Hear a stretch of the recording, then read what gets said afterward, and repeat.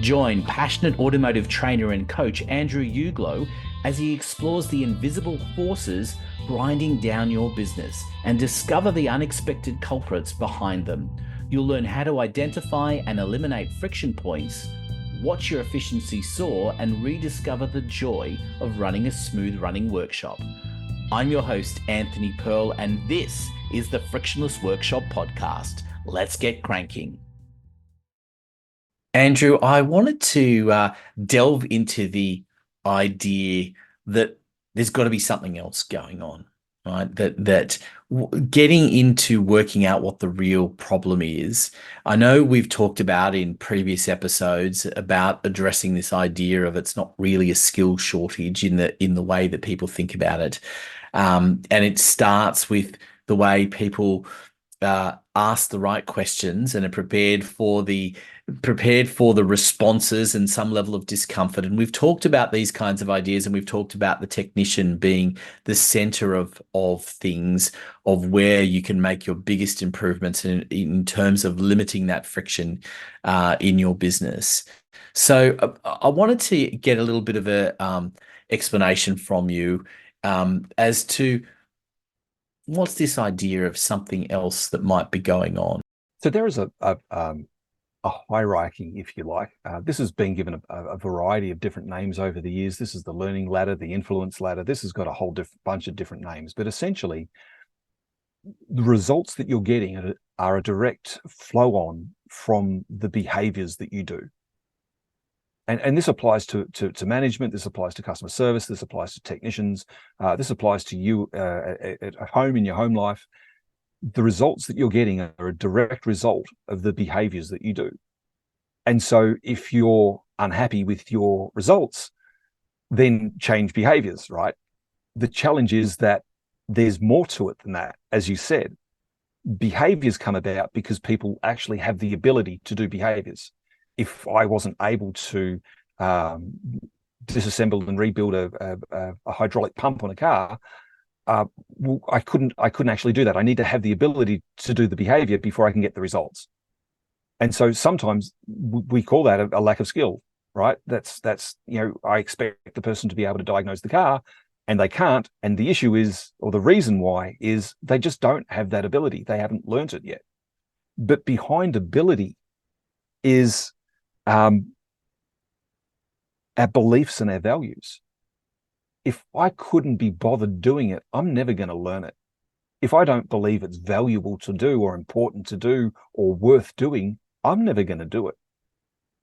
I have to value quality technical performance before I'll ever produce it. I have to believe that it's important to hold certain things to be true before I'll even go out and get the ability. And this is essentially the part of the iceberg that no one is addressing, certainly that I've seen in automotive. We have technicians with some, let me be honest, with some really shitty beliefs and values. And as a result, we get some really shitty behaviors. And so we get some really shitty results. And at the same time, managers don't get a free pass here. I have seen some breathtakingly shitty management behavior, like arguably illegal, but shitty nonetheless. And that comes from the fact that their shitty results and their shitty behavior comes from shitty beliefs and shitty values. And the values don't serve the manager first and foremost, and they certainly don't serve the business or the customer or the staff. And let me put on my bastard hat again, because like I said, this is one of the many services I offer. There's this narrative floating around at the moment that people should trust politicians, and if they don't trust politicians, well, that's the people's fault. Well, no, I'm sorry, it doesn't work like that. You trust someone because they're trustworthy. Yeah, trust is not given, trust is earned. You trust someone because they're trustworthy. You stay in a business because they are retention worthy. And if they're not retention worthy, why would anyone stay? Now that retention worthy, that's on the business. That's not the technician's fault. That's the business's fault. If the business isn't doing the behaviors to make it easy for the technicians to want to stay, that's the business. That's not the technician. Now, don't get me wrong, the technicians have a part to play here. Like we said, friction involves at least two parts, right? And so the two parts we're dealing with here are the business/management and the technician. But there is absolutely no point upgrading technicians if you haven't upgraded the business, if you haven't done the work to make the business retention worthy. There is absolutely no reason why the technicians would upgrade to become engaged, to become professional, to become all of the things that you expect and demand them to be: productive, efficient, etc. It's a simple adage that works across all businesses, really, that if your values and beliefs are not aligned, then you're not going to get the most out of the people that are working for you. You can hire the best technician in the world, but if your values and beliefs are not aligned, it's not going to work out. And that's got to play out at the very heart of the business, which, as we've defined in previous episodes, is the technician. And it's such an important aspect of how the workshop functions, isn't it? Absolutely. It is. And like we're sort of like really getting below the surface of things.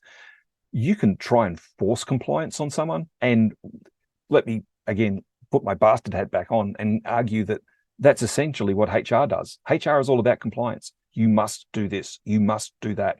These behaviors are not good. These behaviors are good. Do this, don't do that. And so people comply. But if there's no belief system behind that, supporting that, if there is no value that you hold that sustains that, you're going to have to be on those people's back day in, day out. No, no, no, that's not acceptable. Don't do this, don't do that. And people will stop it because they want to comply, but don't expect them to be engaged. Don't expect them to do anything that resembles discretionary effort. In fact, you're going to get the opposite.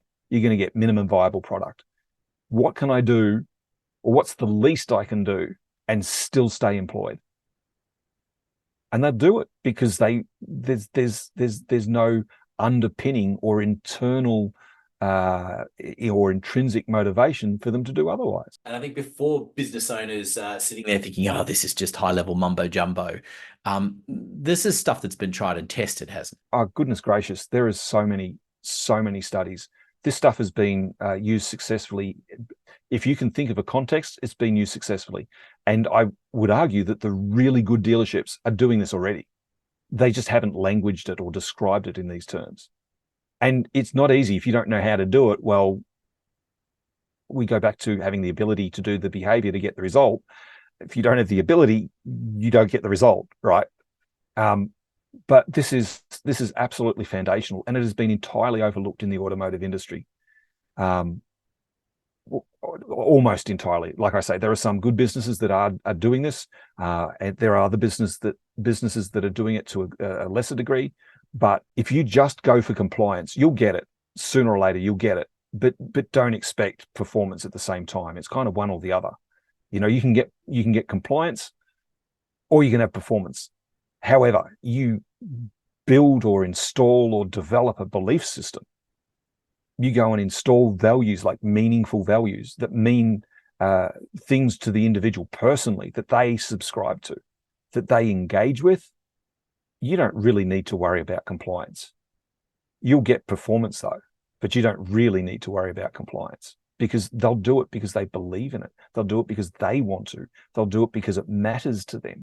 I think it's a really valuable lesson for business owners to take, and I think it's really important then to say, what does it really mean for them?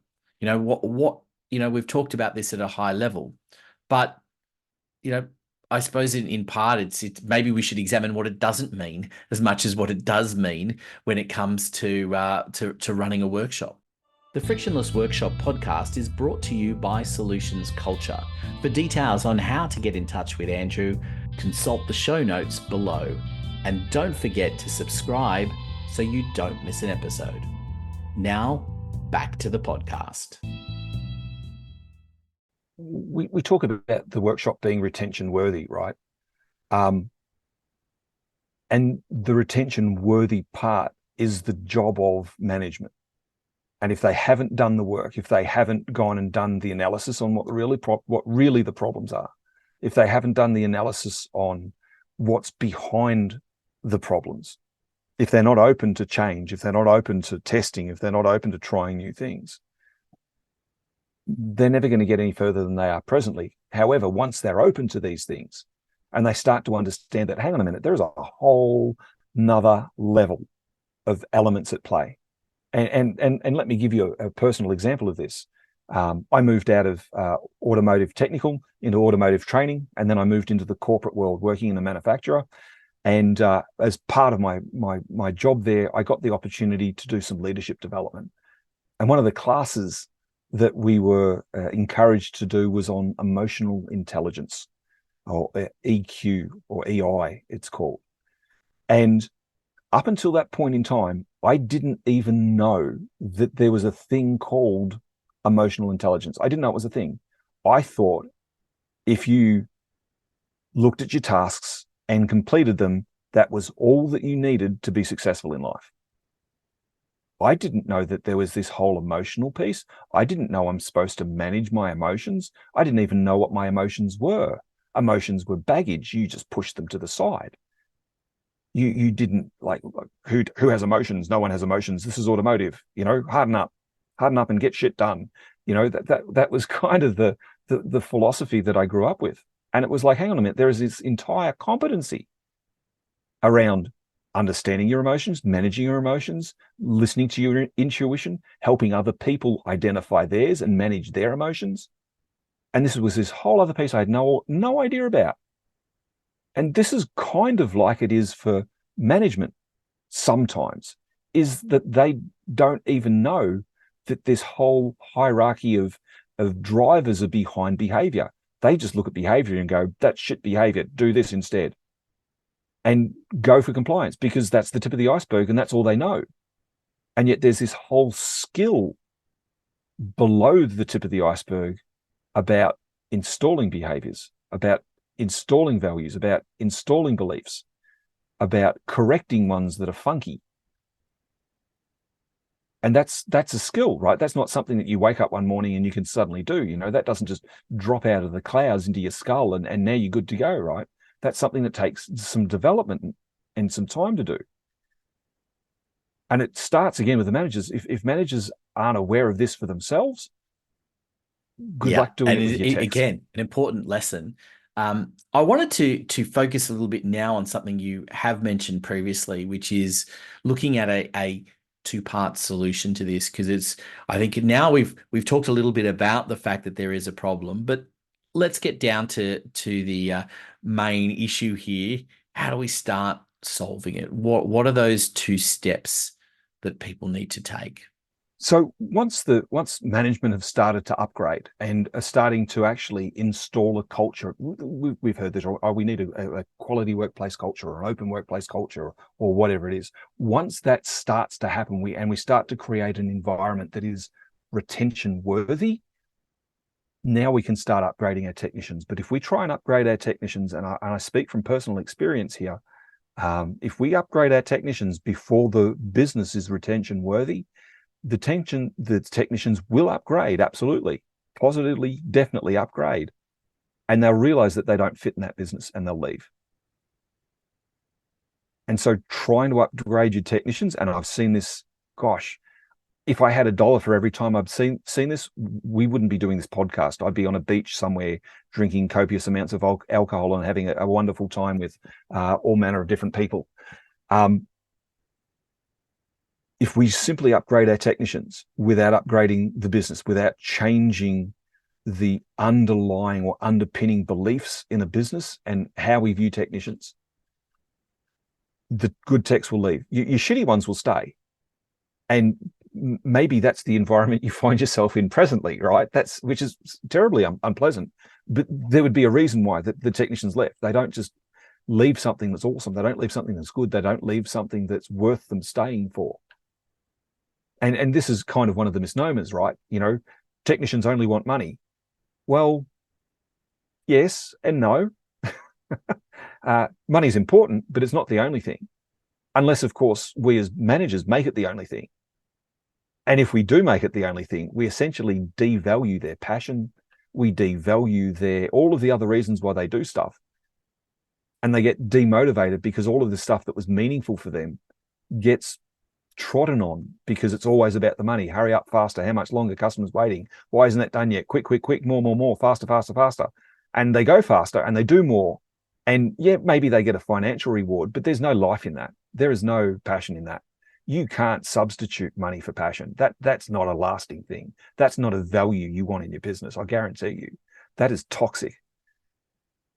And when we've done that, yeah, sure, people get paid money and some of them hang around, but the ones that were really good, they give up and go. And where there's been sufficient technicians, we just grab another one and keep doing the same thing. But where there isn't sufficient technicians, yeah, that's not sustainable. And it requires a shift to the business first. So once the business has shifted, once we're now holding technicians to be the heroes that they are and supporting them and thinking about ways that we can make things more effective and more efficient for them, what we really need to do is not just pay them money. That's the bare minimum. That's like choosing to breathe in the morning, right? That's that level of basic stuff. Of course, we pay them. What we really want to do is we want to upgrade from merely paying, to rewarding them. And rewarding them is so much richer. And not just rewarding them, but actually resourcing them at the same time. Imagine that, resourcing your technician. And even further, what about recognizing your technician? What about going for all three, rewarding and resourcing and recognizing the technician? Now we're starting to get into a culture in a workshop that technicians will actively turn down more money because they want to stay in. And that myth, and I'm going to call it a myth, technicians only want money. The only reason why I believe that technicians, quote unquote, only want money is because we first made it about money. And it is for the business owner. Don't get me wrong, right? You can't run a business without profit. But that's not the only thing. And that's where we went wrong. To wrap things up a little bit in this, and I just wanted to make this point with you, is that as an outside observer, what's really interesting for me is looking at it and saying, here we have technicians, and you can say, okay, we just need to pay them more so that they do more and churn through the vehicles at a lot faster pace, and money motivates to a certain degree. But if they're not upskilled, if they haven't got the technology around them, particularly in an environment where the cars and the technology around cars are moving at such a rapid pace, then it doesn't matter how much you pay them. There's a point where if you haven't upskilled them and provided them with the technology as well that they need, then paying them more is not going to get you a better result. No, absolutely not. There's limits to this, absolutely. And moving from a external motivating force to an internal motivating force for the technicians is all the difference in the world. And that's effectively the upgrade that we're talking about. Thank you for listening to the Frictionless Workshop podcast. For details on how to get Andrew working with you and your technicians, take a look at the show notes. There's also a link to some special content you can access. I'm Anthony Pearl, reminding you to subscribe so you don't miss an episode.